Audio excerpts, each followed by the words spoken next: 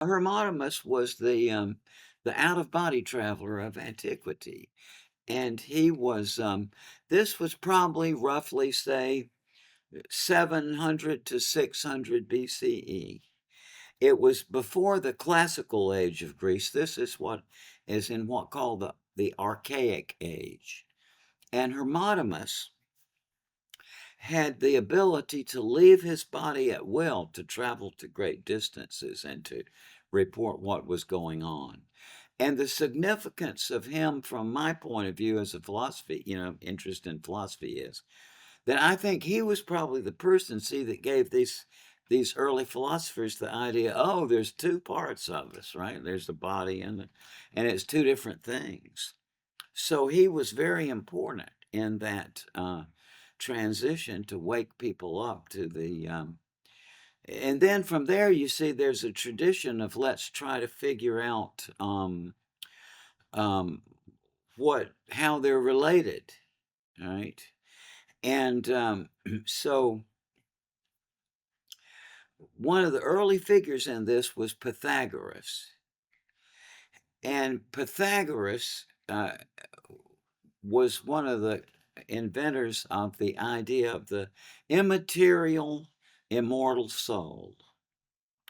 And at the time of Pythagoras, this notion of the immaterial, immortal soul was capable of reincarnation and also transmigration. Those were doctrines of the Pythagoreans, that you could when you died, that you could have another human incarnation, or you could be in another animal, another kind of animal. And the Pythagoreans, interestingly, Amrit, had a practice whereby, by the way, this time we're talking about there is literacy, but it's confined to a small number of people, right? At the time of Pythagoras, there's language, but just it's for specialists, right? A knowledgeable elite. Right. And so the memory was very important. If we were suddenly transported back to antiquity, we would think literally that people were magic, right? Because, like, how in the world can they remember all of this? Like if you only get one trip to the city a year from supplies from the farm, you better have a pretty good list, right? But how can you have a list? How can you have a list if there's no writing? Well, they did it by something called memory theaters. Everybody knew a certain government building, right? So you would put the bale of sugar, or the bale of fish and the entree of the big bill, and just do it like that. But to us it looks like magic. But before writing, see, and so what the Pythagoreans did was that every morning before they got out of bed, they would rehearse every single action they had taken the day before in detail, go over it in their mind before they would get out of bed. And then if they got proficient at that, and this is the part where I'm sure a lot of them just went crazy and had to be taken out in a straitjacket.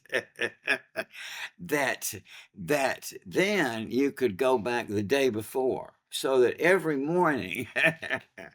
Now they did this because they were trying to plan, like to improve their memory so that when they had the choice of their next incarnation, see, they could do it from a very practiced and wise way. Now, Empedocles, who was a Greek philosopher kind of across the Mediterranean there on Sicily, and he was an evoker of the dead at one of the oracles of the dead on the Mount Etna, right? And he said he took the Pythagorean view of the soul up, and he too said that he remembered his past lives not just as a human, but also as different animal species. Now, uh, one thing about this that is really interesting from the point of view of Hermotimus you mentioned, that Pythagoras claimed to remember 8 of his past lives. And one of his past lives was Hermotimus. Yeah, Really? yeah. Now, after Pythagoras, Plato took up this idea of the immaterial immortal soul. And it was in his dialogue Phaedo that he lays this out. And so when the Christians came along, they didn't have much to go on about the afterlife because, just the Christian and Jewish scriptures didn't have much to say. So what the early church fathers did was they adopted Plato's Phaedo as the Christian theology of the afterlife. And that's why there's all this stuff about the immaterial immortal soul, see, which came from Pythagoras through Plato, which then they took up. Now, flash forward. If you think about it, from about the year of 400, I guess, when the Christians got hold of the Phaedo, up Hmm. until around the 1600s, where there was a kind of loosening, you better not talk much about life after death, right? So there wasn't much progress.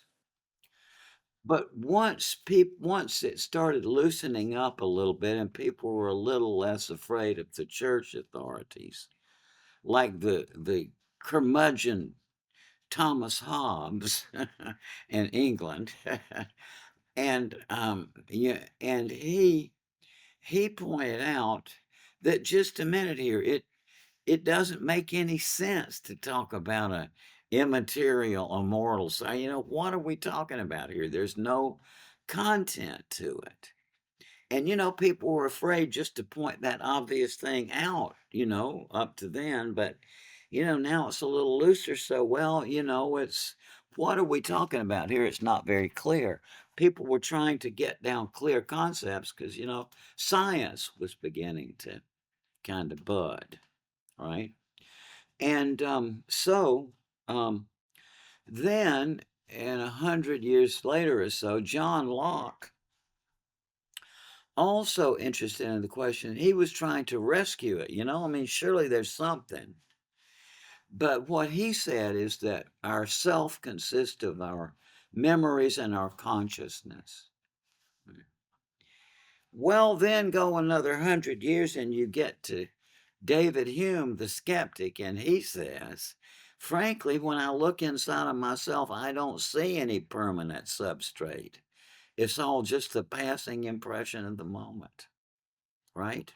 So the whole notion of the self gets disturbed, right? Now, flash forward where I'm on this is that I just think that where I think the self resides is your story. It's consciousness itself is a narrative phenomenon. Think of it. Because when some new event happens to you, your mind automatically folds it into your continuing story, right? And so what you are is your story in the end. That's what people with a near death experience say, that suddenly time stands still and your story gets divided into a bazillion little bits. And you see each part of it, not just from the point of view you had when you were doing it, but from the point of view of the other characters involved. And movies used to end that way, right? They'd have a little zip, like a flashback at the end, right? And it's interesting that this figure that people are with, they say Christ or the light or God, but they say that he's aware of your story. Hey there, Inspired Evolutionary. If you absolutely love this, well, then here's a full conversation with this guest on the Inspired Evolution podcast. Check it out now.